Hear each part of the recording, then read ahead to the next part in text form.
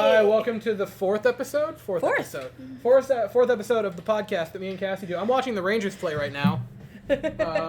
That's thunder outside. There's severe thunderstorms outside and probably hail. I don't care. Yeah, we might lose power like halfway through this. So. I need everyone to understand the mentality I'm bringing into this is the fact that I'm on sleep deprivation and the Rangers have really pissed me off tonight. So I'm coming into this upset, if I'm being honest, which makes for great content.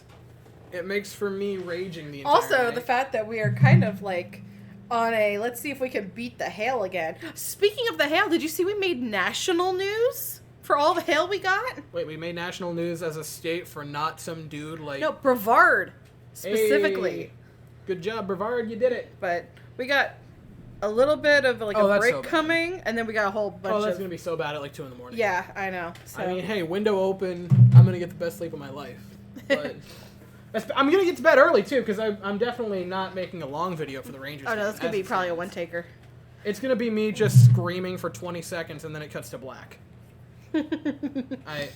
Okay, so first thing I want to talk about, just because it was a good week. It was a really good week. 5 out of 6 wins. That was great. That was great.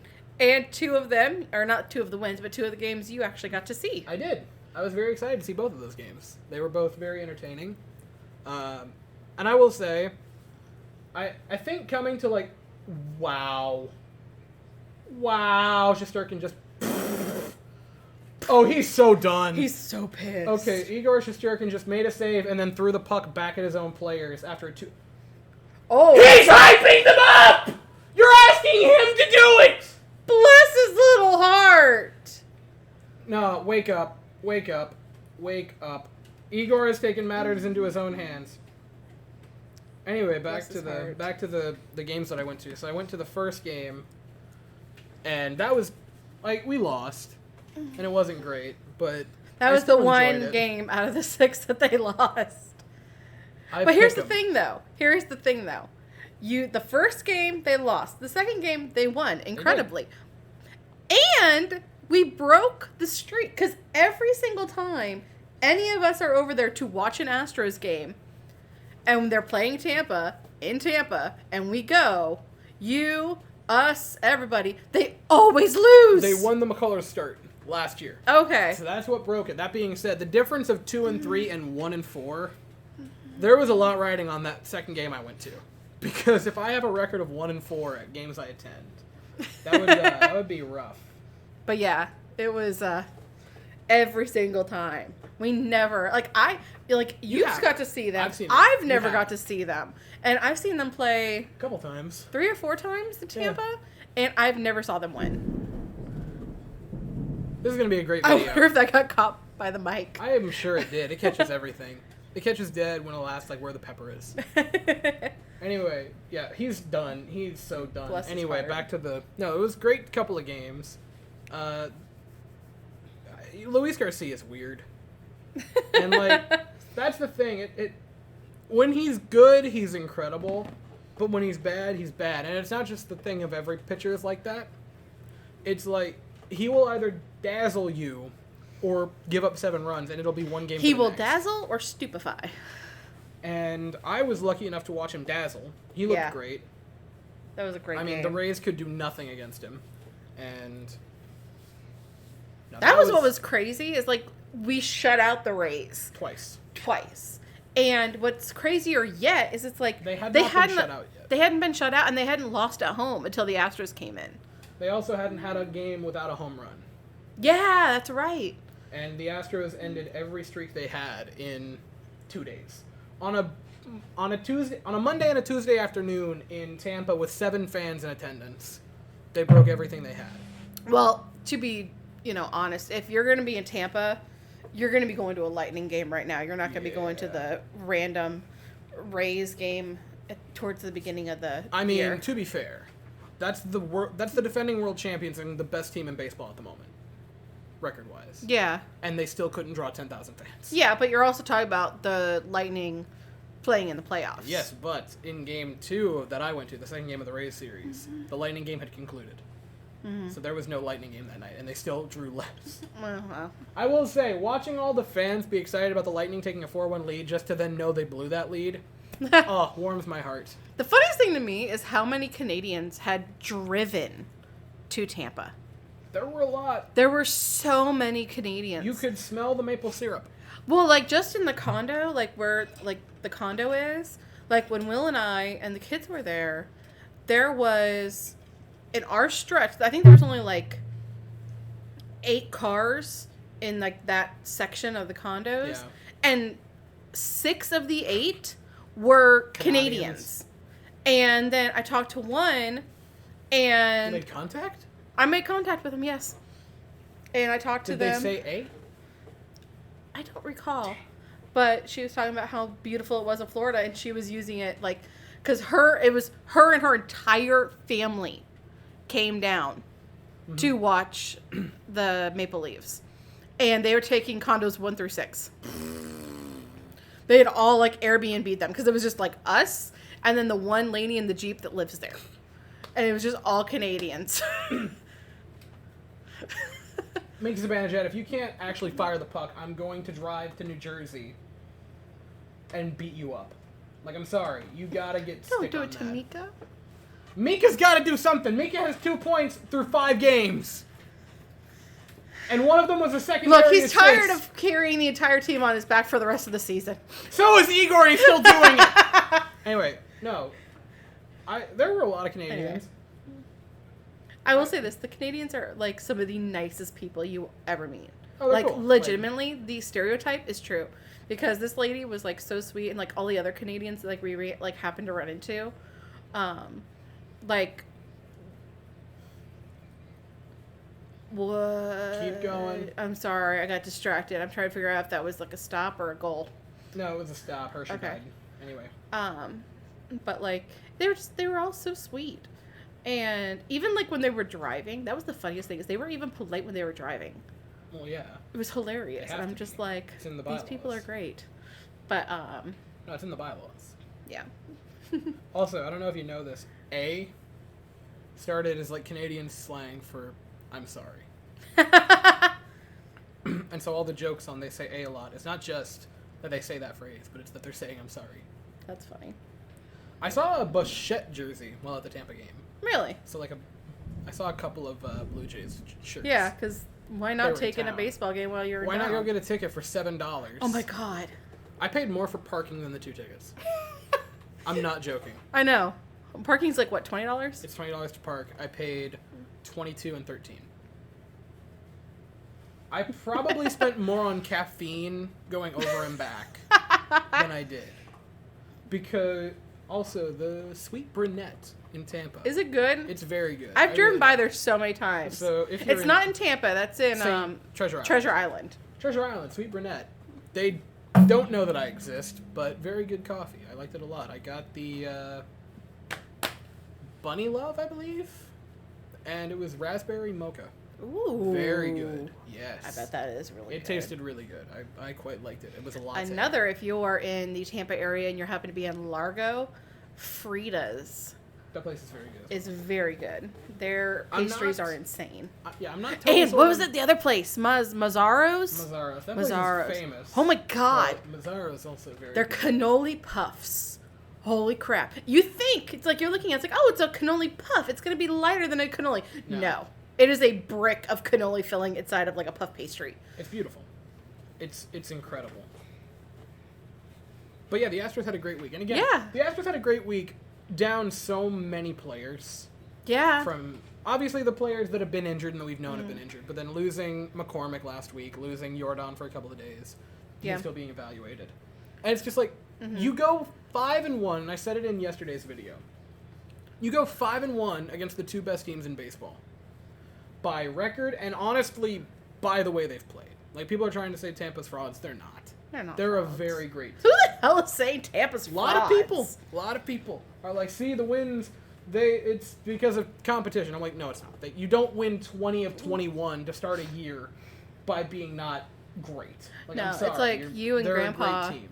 You and Grandpa Frank were talking. It's like, what would you rather have, skill or luck? And it's like both. I would you got to have both, but you can't there are times where that many wins is not all luck. There's definitely luck involved with that. There is. There's luck involved with every win. Like, you're going to line a ball. If you line the same ball with the exact same hit profile 10 times, half of them are going to be outs. It's just the way it works.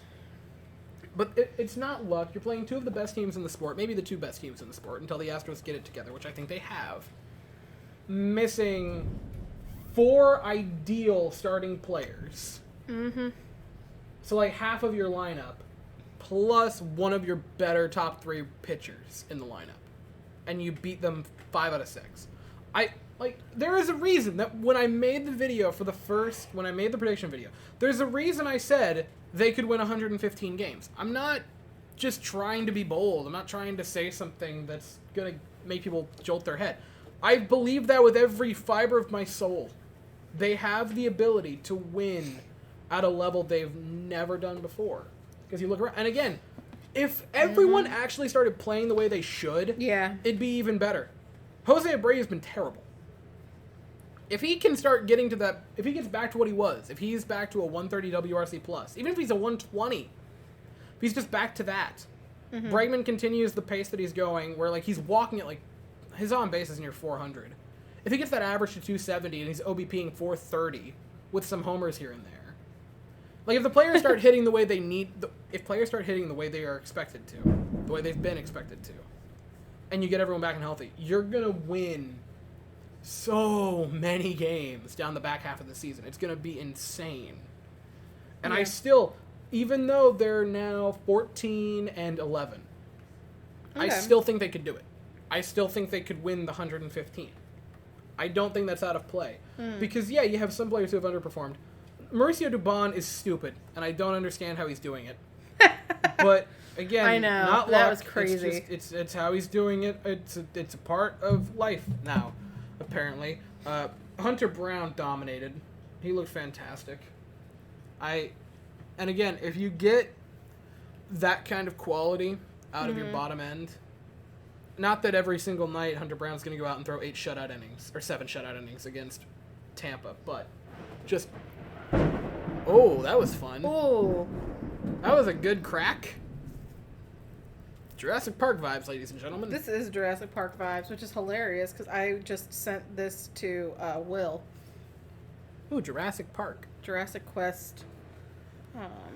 But it was a good week. Again, I think Hunter Brown might be the player of the road trip for me because, granted, the first start was not wonderful because he gave up the 4 earned runs in the first inning. He was able to grind it out and get you to the 5th.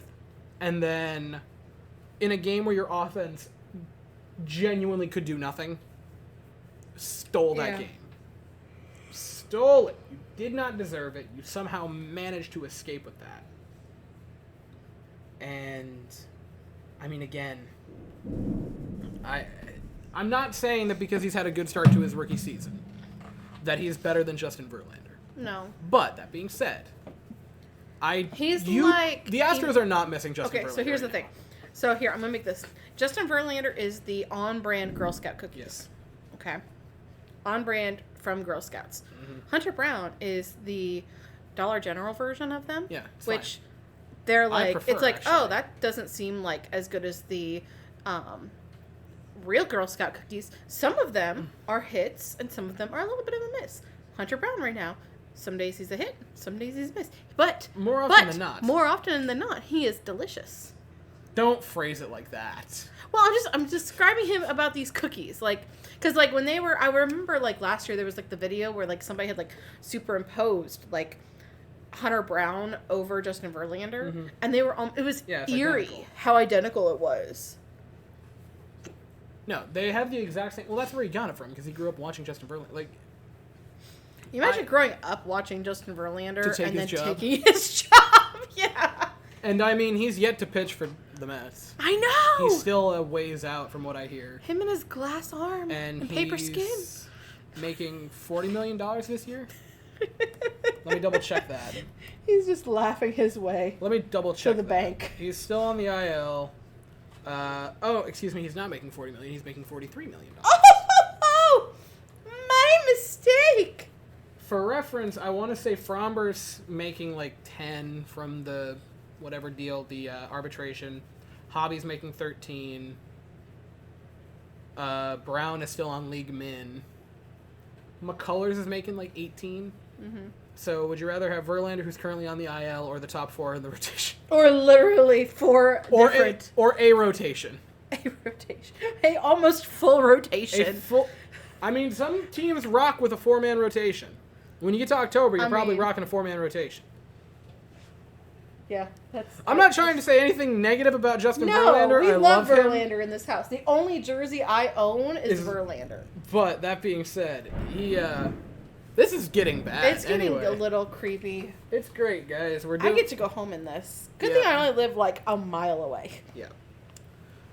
I know it's not Astros related, but I think this is all leading up to mainly 2 things. Wait a second. How much more Astros stuff do you have? Hang on. Are you going to talk about this thing that I have topicked? I have one more thing. Okay, we'll do this. Jordan hitting lefties. It's incredible that they have not learned their lesson yet. Yeah, that was one of the things I was just like... I don't think they will at this point. Like, I'm sorry. Insanity is repeating the same action repeatedly, expecting a different reaction. They've done it multiple different times, and they're just not getting it. They're not getting it. And baseball has come so very far in What's leaving crazier behind... to me is not only are they having him pitch against, like, starting lefty pitchers, they're bringing in, like, the relievers. The specialties. To get dunked on. Yeah, to get annihilated by him. It's impressive. And it's... Like, don't get me wrong. I'm sure that at some point that might have worked. It's so done now. But it's the last remaining holdover from pre-StatCast, pre-Sabermetrics. And the fact that people are still using that as a reason to bring in a person it's just dumb. It's dumb. It doesn't work. And especially when you have a player who hits them that well. And they keep doing it. They're not learning. He is. And it's... Man, you would imagine that eventually they'll get it, but I'm not positive. I'm pulling up his platoon splits. Another thing while you're looking that up. Perfect, yep. Okay. Go ahead. With this. The one thing beforehand. Before we go into the... Okay. The split. The only thing I was going to say, too, is, like, after this road... Yeah. The road trip. The 6-game road trip and that, everybody was like, oh my god, the Astros dynasty is over. Oh my god, they need to rebuild. You know, all this kind of stuff. It's like, they need to shut their mouths. Yeah. Yeah, that's what I'm worried about, is what's over Grandma and Grandpa right now. Yeah, that's going to be fun. Heading this way. The saddest thing is that Clara didn't want me to leave. She was scared and didn't want me to leave.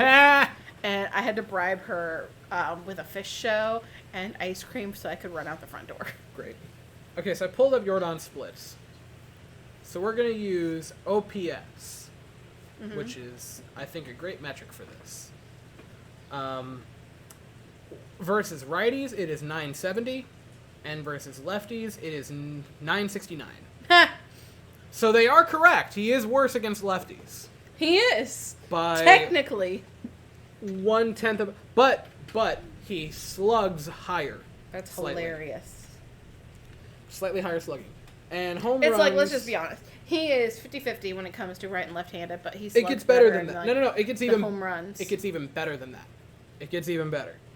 So he has hit in 1,041 plate appearances. He has hit 69 home runs, nice, against right-handed pitchers. In 586, so about half, he has hit 35 home runs off of lefties. So there is nothing that says you should be pitching him dependent on the handedness of said pitcher. It's dumb, it's stupid, and I please beg you all continue to do it because it makes you look dumb and I get to laugh at you, and there is nothing I like more as a random dude who just watches baseball and scrolls on baseball savant for yeah. an unhealthy amount of time per day. One could say you were a savant with baseball savant or of baseball. Like, there is nothing I love more than just scrolling through nerd numbers all day and then yelling at it about, like, being an armchair GM and then being right. I love it. It's great. It's glorious. You were about to say armchair quarterback. I was going to say armchair quarterback. Which I think is a perfect segue into the other topic I wanted to talk about. Or just, not even that I wanted to talk about, but like that I wanted to open the door to, which I was surprised that I didn't see a video about it. But this week, amongst the Astros winning, there was also another big news, which is that the Jets officially signed, and they have him, Aaron Rodgers. Okay, so we're 20 minutes in. If you gotta go do anything for the next, 40 minutes, you can go. Are you talking to me or to them? No, I am talking to you. No, because I'm going to carry it from here on out. I'm good. I don't need anything. I can turn every device off. We are deviating. This is why it's called Talkin Chaos. This one you should hyphenate, Astros-Rodgers podcast. This is going to be a Rodgers podcast for the majority of it. So Talkin Chaos. So it was just like a normal Monday afternoon. I was going about my happy little day. All right, I'm going to head out. Yep. And all of a sudden, I get the notification from, I believe it was Jet Central streaming, that, hey, it's official. And I'm like, no, it isn't. No, it isn't. It didn't happen. Because I can't allow myself to be hopeful with this team because they so often disappoint me. I'm not sure if it was Monday. Was it Monday or was it Sunday? No, it was Monday. So you were driving? I was driving. Okay, because... I was driving. You called me. Yeah, I know. Okay. I think I was on my way to the Rays game when I called you. Because I had Pastor hang up. I hung up on you to answer Pastor's call. Okay. Which was also about that. So I'm just driving. I'm having a glorious old afternoon. And then all of a sudden the Jets finally do what they have been saying they were going to do for so very long. Just going to sit back and relax. Yeah, this is my moment. This is my time, all right? You've been waiting. I've been waiting for this to be official. 7 weeks ago when it was the Wingo tweet that said it was done, and then it just wasn't, which, by the way, great Jets YouTuber, Matt O'Leary. Everyone should watch him. He has far more subscribers than I have. That being said, if I can send one additional person over to him, you absolutely need to. Incredible, incredible content creator. Totally bought in. I love that guy. And there's an alternate reality, because when the Wingo tweet came out, he said, I'm going to stream until it's official. So there's an alternate reality somewhere out there where he's been streaming for 7 consecutive weeks and has not left. His beard is down to the floor, and he looks like Jesse at the end of Breaking Bad. Anyway, so the Jets officially get Aaron Rodgers. The trade was not bad. I believe off the top of my head it was swapping 13th overall for 15th overall. The Jets gave up a conditional second-round pick that could become a first-round pick, depending on if Aaron Rodgers plays 65% of the season, which, super smart of Joe Douglas to put that in there, and I'll say that in a moment. And then I believe they swapped, 7th and 6th round picks, and then you get Aaron Rodgers. The condition on the second-round pick, I think, is just so brilliant on behalf of Joe Douglas, because if he is older, and I'm not going to say he isn't, if something goes wrong and he only plays half the year, having that in your back pocket so that you could keep it as a first-round pick is just so brilliant by Douglas. Brilliant move. I saw a lot of people complaining about the trade, and I would like you to explain to me why that's a problem.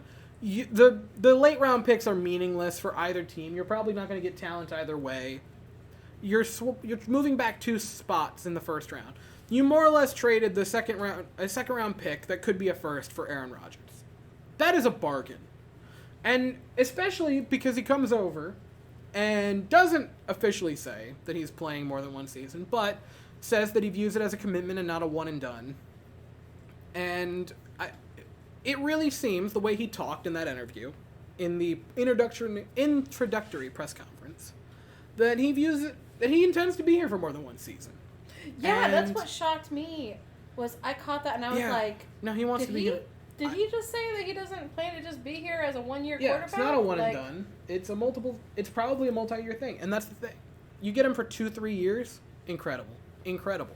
He has every capability to finish. If he plays 2 seasons, he could go down as maybe the best player in the Jets history. And I'm not even joking when I say that. Because, and here's the thing, I love Darrelle Revis. I love Joe Klecko. I am very happy that Joe Klecko finally made the Hall of Fame. Yeah, that was. I love Namath. I love a lot of players on this team. There has never been a more talented individual to ever play for the New York Jets than Aaron Rodgers is before he's taken a snap. Now, with that said, I am going to just put this out there. Like, comparing a quarterback to, like, a running back or a wide receiver, it's kind of like comparing apples to pears. They're both in the fruit family, but they are distinctly different. Yes. And that's the thing, like, so, but overall, there has never been a player like Aaron Rodgers to put on green and white. And, like, he wanted to. Like, they didn't have to trick him to do it, which was the most fascinating part to me. Like, because so often it's like the Jets have to be snake oil salesmen to get someone to come there. But no, they're just like, hey, this is what it is. And he's like, I love it. And I can only imagine that Joe Douglas for a brief moment was like, wait, what? That worked? Holy God, I was honest and it worked. I didn't have to trick him. Yells back to the rest of the brass. I didn't have to trick him, Woody. He came willingly. I didn't need the Glock. And, like, he came willingly. And he sounded so excited. Yeah. And it's weird. Well, I don't know if you caught it. It was, like, in the first, like, few minutes of the press game or the press conference. Was, like, they asked him, it's like, well, when did you start thinking about maybe becoming a Jet? Because he goes, oh, when they whipped us last year. I'm like, whoa. You thought about what it would be like. Or something like that. Like, he thought about what it would be like to play as a Jet or something. Like, no, that was when he became privy to how good they are building a team. Okay. So his thing was, like, that was when he took notice that the Jets were actually a competent team. And then as soon as he came out of the darkness retreat, he was like, I'm going to be a Jet. Like, the second he came out of the darkness, which I will say, listening to him explain it almost makes you think it's a normal thing. Out of the darkness. Like, having him explain his darkness retreat, it's like, oh, that is normal. No, you did the right thing. Cool. I'm glad you got your clarity, bud. I'm happy for you. Look, I'm just glad you got your clarity, and for some reason you came here. That's insane that he actually, like, willingly did that. But seeing a player as iconic and as talented as Aaron Rodgers wearing Jets stuff is weird. And I stared. It was Wednesday morning when he first arrived in Florham Park. I'm talking about this like a loved one. Like, when he showed up, I'm saying this like I would describing my dream girl and being like, oh, I remember when she walked in. But when they put the pictures out of him in the Jets hoodie, I believe, or sweatshirt walking up, I just stared at it for like 5 minutes. I couldn't... It didn't feel real. And there's been some... Like, the Jets have gotten good players. Yeah, they've gotten really good players. Especially the last few years. But like, they've never gotten that. Like, I will say this, and you can, like, agree or disagree. They have been able to hit gold on every position except quarterback. They've gotten players that have been good. Like, or great. And especially last year in the draft, Douglas did wonderful. Douglas did phenomenal. He did, like, a masterclass. And just, quarterback has forever been the source of pain for this team. And seeing a quarterback who could quite literally have a career low next year in passer rating, have it be at 90, which his career low was this past season at 91.4, could have his career worst at 90 and it be a top 4 season in franchise history. That's insane. Like, he doesn't have to come in and be that MVP. He has to come in and be... He probably will. He could. He doesn't very well have could. to. That's what's crazy. Like, if he goes out and throws for a... Like, if he has every average of his career, it's an all-time season for the New York Jets. It is a record-shattering season What was for the it? New York You Jets. said that, like, if he did his worst or had his worst season, it's still, like, the number 4 best? No, it's passer rating. It's, or something like that? Yeah, that's what like, No, it's... If you have every average for his career, I'm pretty sure he would break every record in franchise history. And I'm not joking. I want to pull it up because I believe I'm right, but I could be wrong.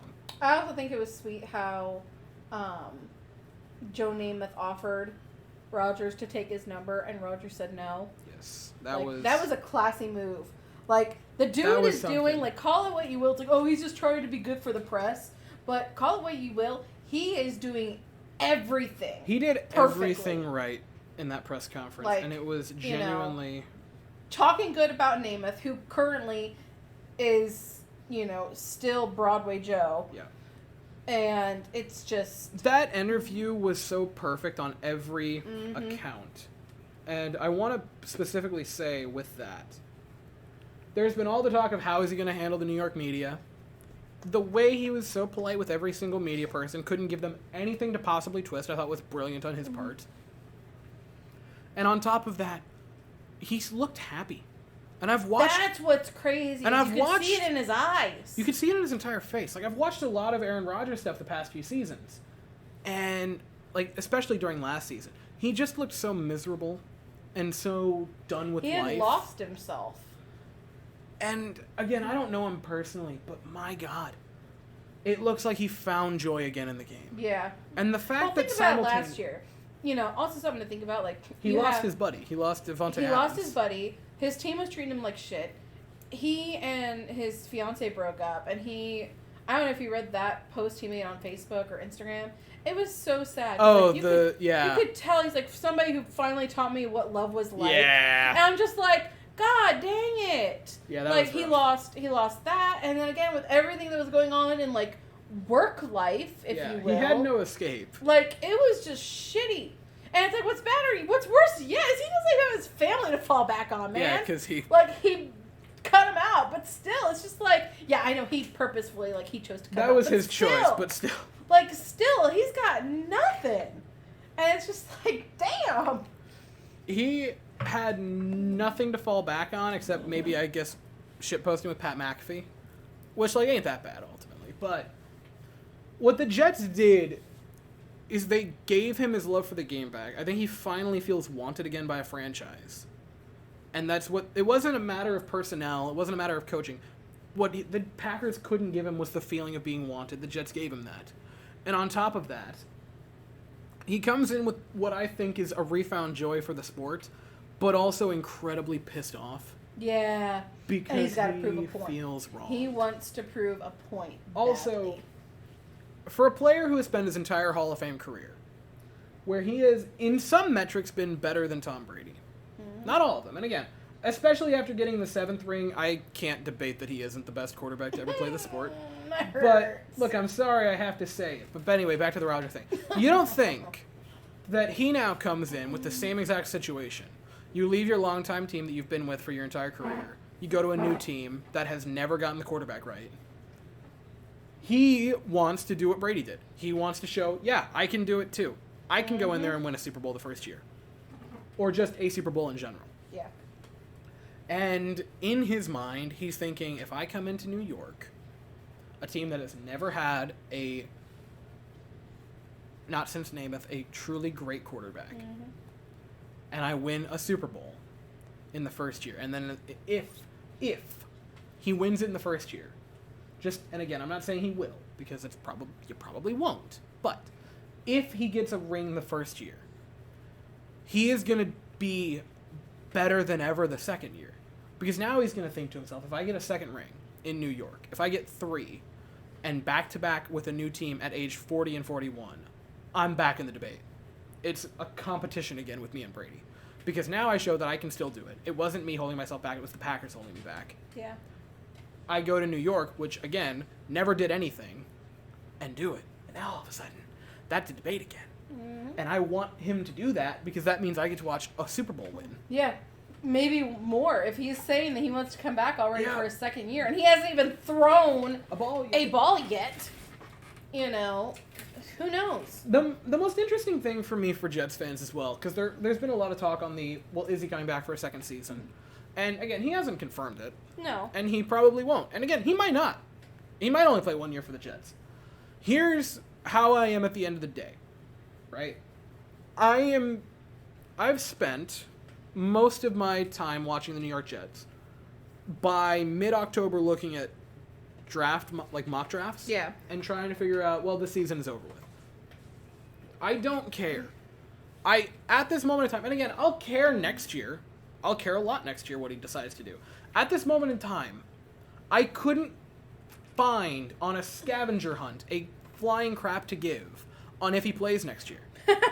I've spent most of my fandom. I have spent 16, 17, 18, 19, 20, and 21. Not in 22, because they finally were mediocre for most of it.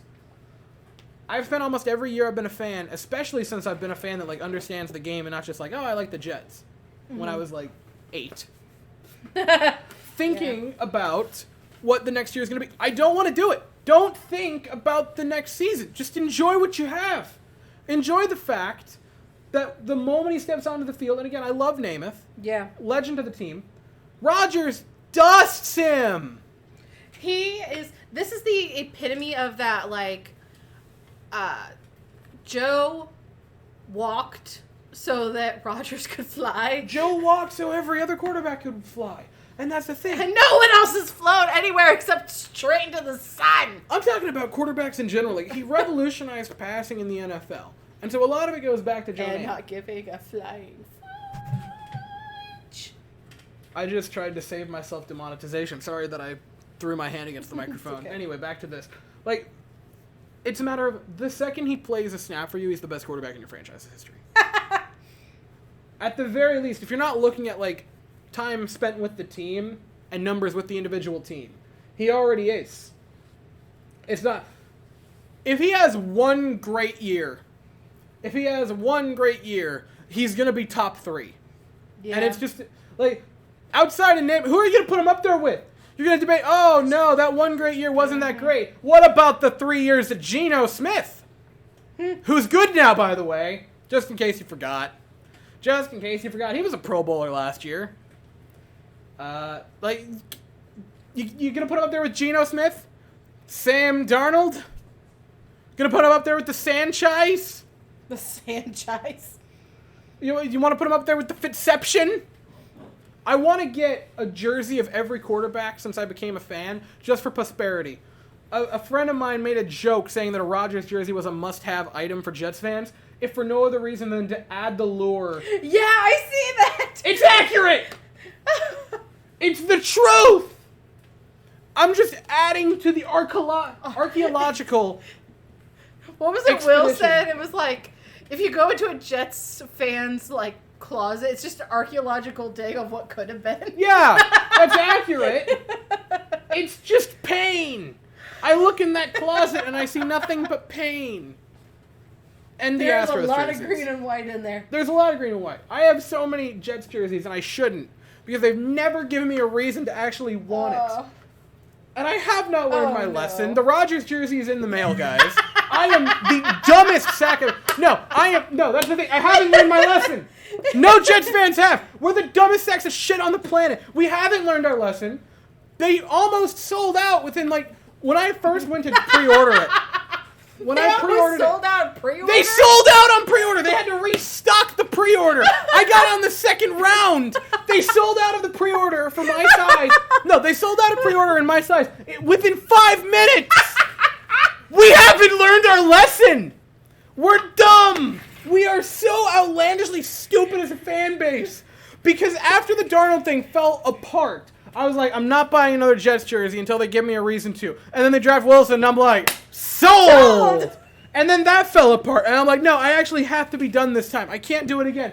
And then even when the Rodgers rumors were a thing, I'm like, I'm not going to get a Rodgers jersey. Because, like... You told me that. Yeah, I know. I knew it was a lie. I'm like, I'm not going to get the Rodgers jersey, because off the field, I don't love him as an individual off the field. He's done, weird things. And then the second it was official, I'm like, yup, you got me. Add to cart. Add to cart, buy now. I'm dumb. All of us are. We have been so desperately searching for anything to give us hope. And we finally have it. But that's the thing. The Rodgers hope is different than any other hope Jets have had.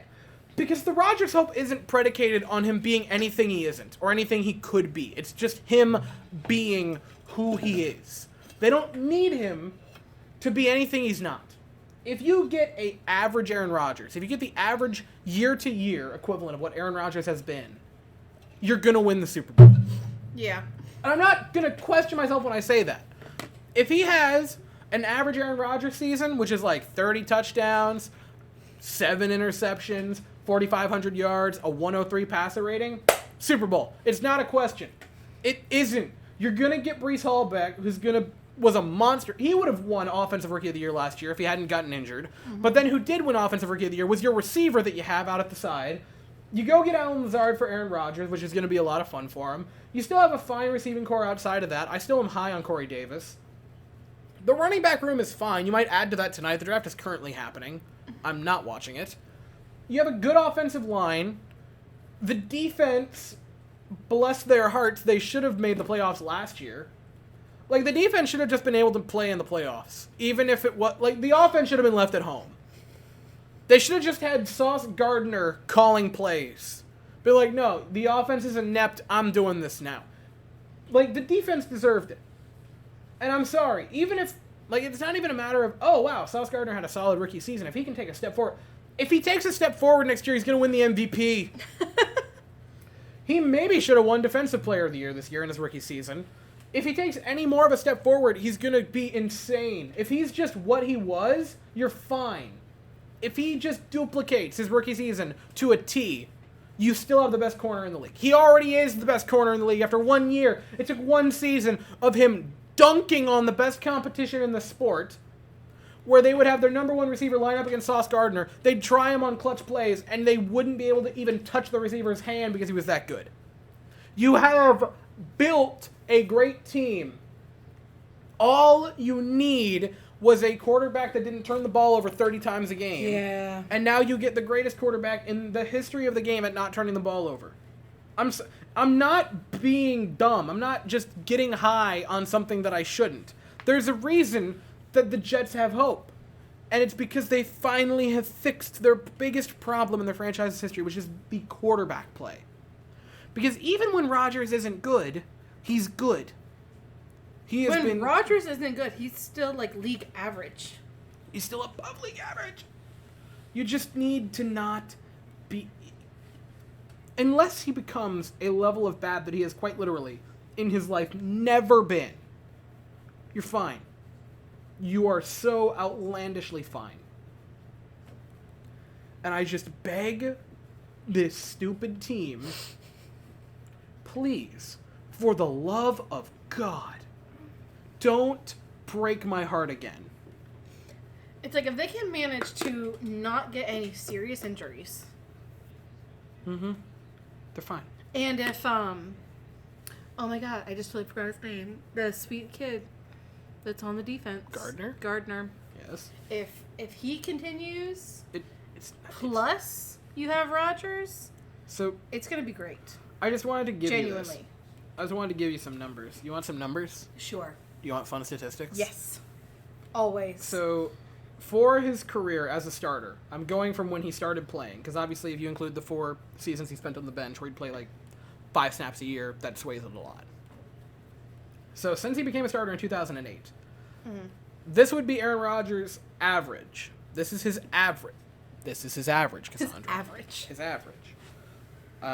Is that man holding a giant loaf of bread? Yeah, for Panarin. Oh my God. That's an inbred child. He looks so sad. Same. Anyway.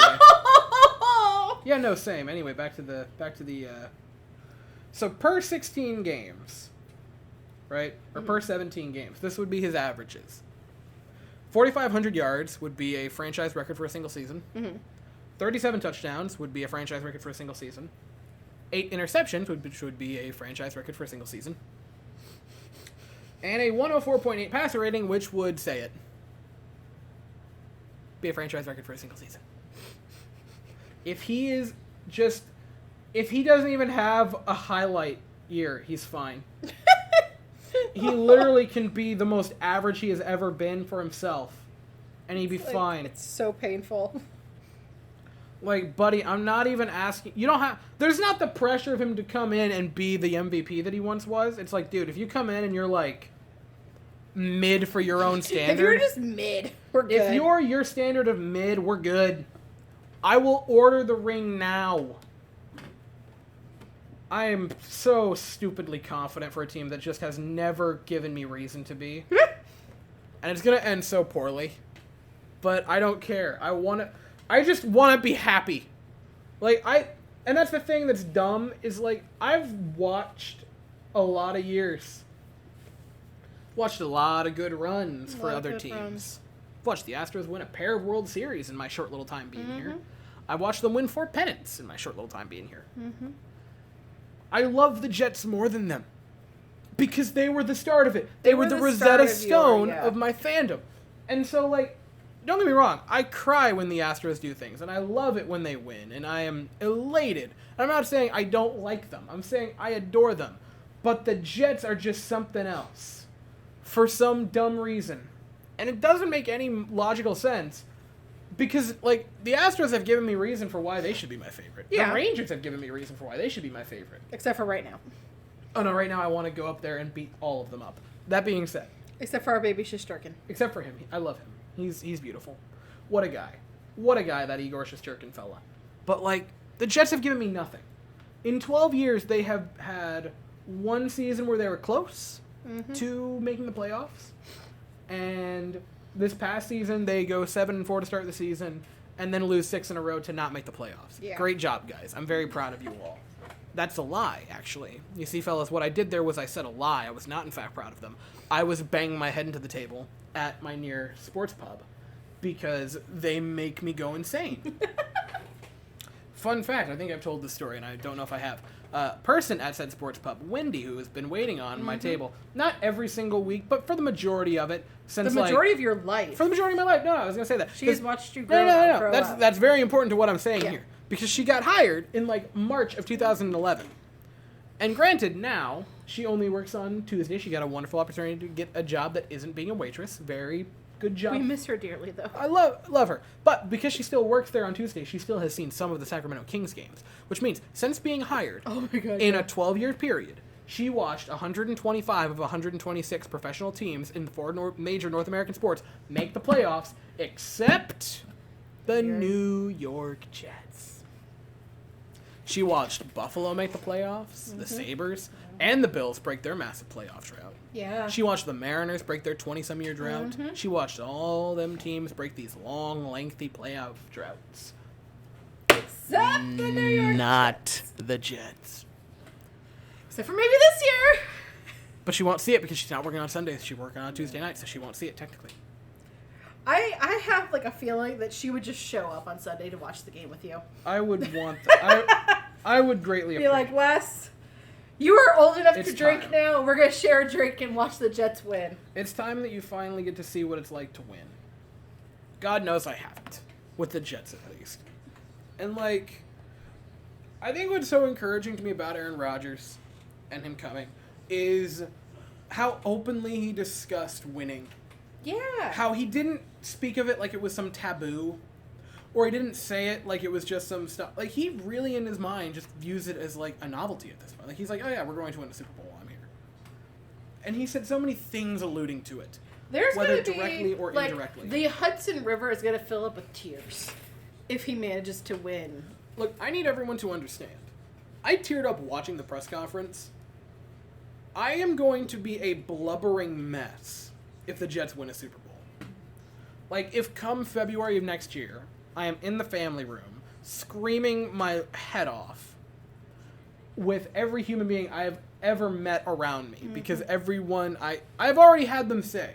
I've had people say, hey, if they get Aaron Rodgers, I'm watching the Super Bowl with you. That's been the full sentence. Not like if they get Rodgers and it works out. They're just like, I'm watching it with you. Yeah, I'm watching it with you. They know. They know.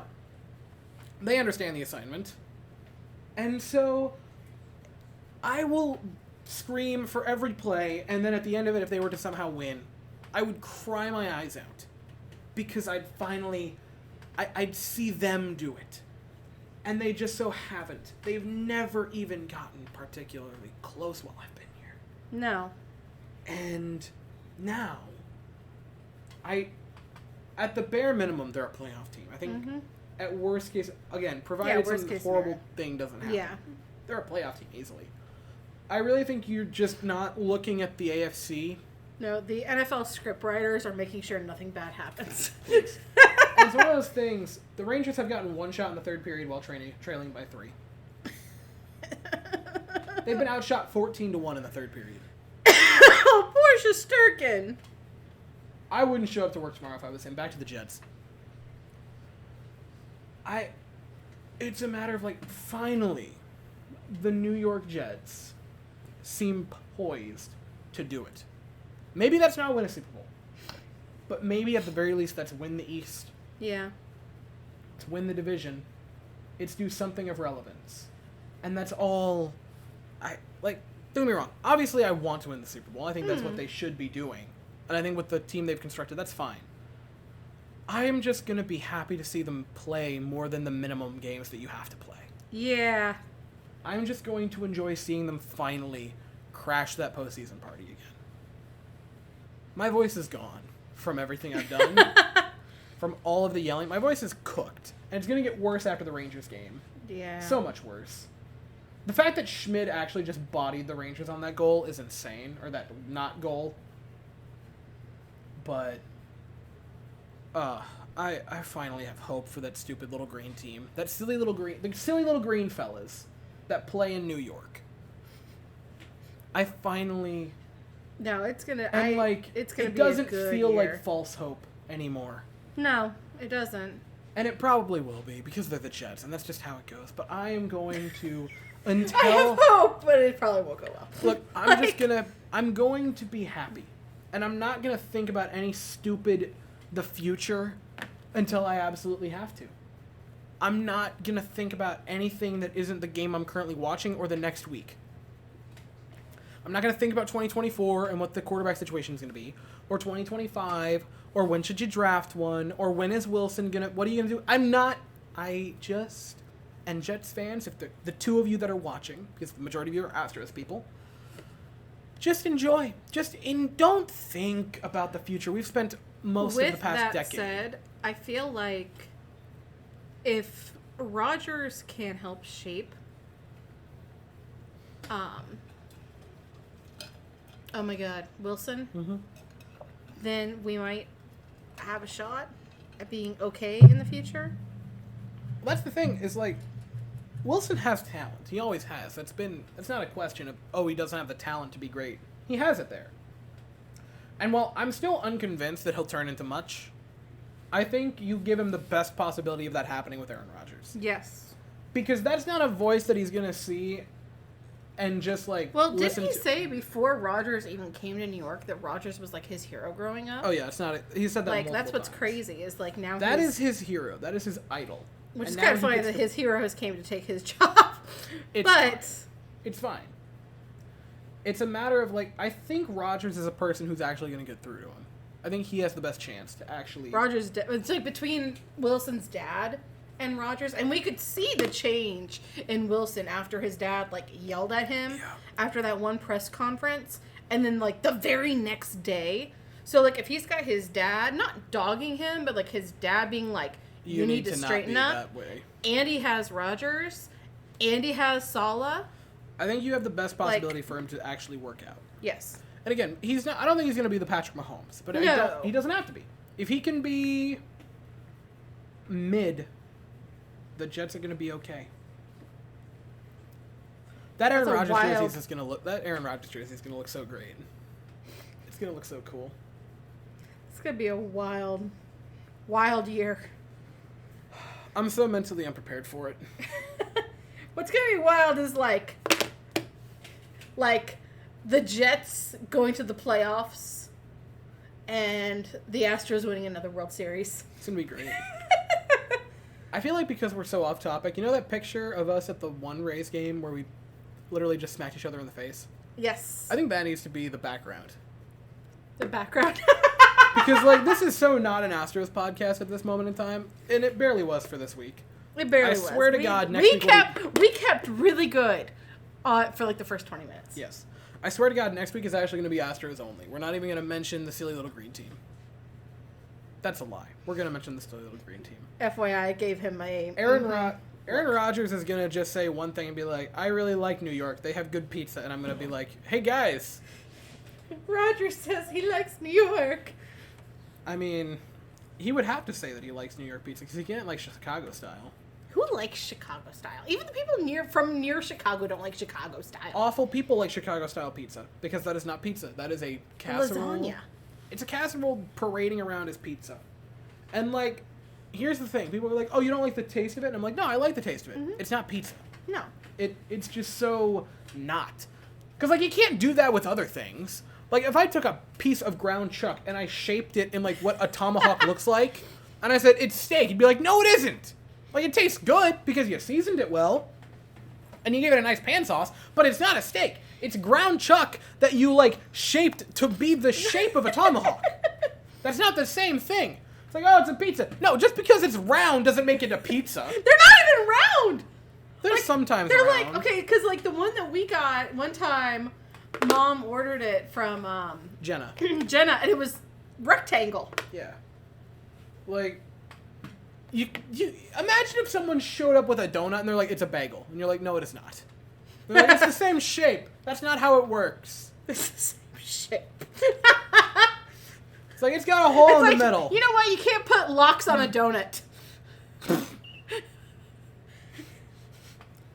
Like, can you imagine the audacity if someone showed up and handed you a plate of lasagna and on it were, like, donut holes? And you're like, what the hell is this? And they're like, it's meatballs. And you're like, no, it's not. And they're like, it's the shape. And you're like, I don't like the person that you are, if I'm being honest. I don't like this. No, this makes me uncomfortable. No, that's what it is. Like, Chicago-style pizza is, like, sometimes the shape of a pizza, but sometimes also not. And it has the ingredients of it. But just because you got the ingredients there, don't make it a pizza. Like, if I took a pile of car parts and threw them in the front yard and held them together with duct tape, that doesn't make it a car. It makes it a pile of parts. It could be a car. It could be a car if it was done properly. And then I'm like, yeah, it's not. Duct tape is holding it together. Duct tape and hope. Fun fact, and this is the. I think we need to. I think we said our piece. I think we said our piece. I was in Tampa, and it was the second day, so I was very sleep deprived. So Tuesday. Because, yes, I had maybe 20 hours of sleep in the past 3 nights, and I got gas, and after I pumped it, I got ready to put my key in the gas tank. Oh my god! I like started to put it towards the gas tank, and I'm like, you need to sleep. And I didn't. I just had another energy drink and kept on going. There you go. My body the past 4 days has been screaming, I need an 8-hour night of sleep. And I've said, here's another energy drink and you can feel free to stop complaining. Just stop. It's fine. You're good. And it's like, no, I'm very much not. And I'm just like, you're fine. I don't feel good. Better drink another iced coffee. The Springer jersey, or the Springer shirt that he wore in Houston that said, shut up, body, you're fine. I want it. I want it so bad. It's so good. Yeah. But just change it to shut up, body, you need more caffeine. Yeah. I run on pure caffeine and hatred of the world. Look, I'm just going to say that one time, like, or not one time, but like right after I had Declan, and you might remember this, but right after I had him, I found that Stoke cold brew coffee. Yes. And I survived off of Stoke coffee. I was going through like one of those entire like jugs a day. Yeah. And I wrote the company. I was like, you guys are the reason I am surviving, because I had such bad postpartum anxiety, which the coffee probably didn't help. I was going to say, that didn't But the company sent me like 15 coupons for free coffee. They understood. It was great. They understood. The fact that Schmidt is about to get a shutout against the New York Rangers is pathetic. But I think we're good. I think we've done it. I think we are good. I swear to God, we're going to try to stay like 80% We are going to try and stay on track. We're going to stay 80% Astros next week. I get a little portion of it that I can go off topic, but we're going to try to stay on Astros. But I think we've said our piece. We have said our piece. Well, I have said my piece. So have I. I've said more than my piece, in fact. Yeah. I say, like, I've been kind of quiet this week because I knew this was your week. This was my day. This was your day, bud. This was it was my day because Rodgers made it my day. Shout out to him. I'm happy for you. Shout out to him. What a guy. What a great battle of the 2 grade 8s in New York City of Aaron Rodgers and Daniel Jones. Both quarterbacks who wear number 8 in the same city. Daniel Jones is like a hallmark version of a quarterback. He had a good year last year. He had a good... I will say, he had a good year last year, but he's just... Every time I look at him, I'm just like, you're just like a hallmark version of a quarterback. He looks like if you tried to draw Eli Manning from memory. And on that note, thank you like, all for... what was it? No. I'm going to go back to that. So, Will has said his favorite thing, and it made me laugh. He's like, if the NFL made a documentary about Peyton Manning, they would cast Daniel Jones as Eli Manning. It's accurate. It's accurate. But yeah, we're good. We're going to get out of here under an hour, just barely. Wait, no. really? Dang it! Right at an hour! I can live with that. Anyway, thank you for listening to us. That's incredible. People listen to this at the gym. I heard that. You know what? I said that the first week. I was like, people are going to listen to this at the gym. And you laughed at me. Which, I don't know how you're getting anything out of this at the gym, but you know what? You have better resolve than I do. I need Eminem screaming at me to do anything in the gym. Or also, alternatively, Moana. Because how far I'll go is on my mixtape. I'm not joking. Because that song slaps. How far I go is... It does. It slaps. That and the one where Crusher. the ancient ancestors where they're like and they're like singing in like the ancient Hawaiian language and they're like doing the haka on like the ships. I'm like yes. Get it. I also have a couple of Encanto songs on that mix, and I need. If Surface Pressure is not the number one, it is because Surface Pressure is the. I don't care. I will die on the hill. Surface Pressure is the best song. It's one of the best songs Disney's ever produced. It's so good. It's I know everyone's like, oh, what about Bruno? Bruno was on this thing. Great song. It's a great song. But when you break down the lyrics of Surface Pressure, it's don't get me wrong, I like that one. That Surface Pressure has no right to be that good. It is so good. It has the most meaning behind any Disney song. It has no right to be that deep. It doesn't. But it does. The funniest is that Clara tries to sing Isabella's song, the I Just Made Something Unexpected, the What Else Could I Do? Clara will be like, what else can I do? She just sit there and I'm like, oh my god, it's so cute. But she tries. She does. Well, she loves that song and she likes that movie because she kind of has to because Sean, her godfather, is Colombian. And the moment, so funny, the moment he found out she liked Encanto, he sent her he bought her one of those Mirabelle dolls and sent it to her. Perfect. Because he's like, yes, let her watch it, let her love it. Let her, and then he sent me the recipe for his mom's queso, oh my god, what are they called? The little, they eat the things that they eat in there. Her mom makes. I'm not Hispanic. We're good. And I can't remember it. It's late. I'm tired. It's storming. It's probably going to hail and kill all my plants. That's kind of where my brain is tonight. Yeah. Is literally I'm just praying that it doesn't hail because I've covered most of my stuff. There's no freaking way. Yeah, no, it happened. Anyway, back to this. Oh, no. That's not the goal. That was the end of the game. I thought they just got a fifth goal. No, oh, my God. God. The end of the game. First goalie to face or to win each of the first three. You're gonna have a fun video after this. That's gonna be quick. Anyway, yeah, we're good. So thank you for listening to us ramble. Yes, we love you all deeply. Mm-hmm. And until the next time, this has been us talking. This is Ghost Rose.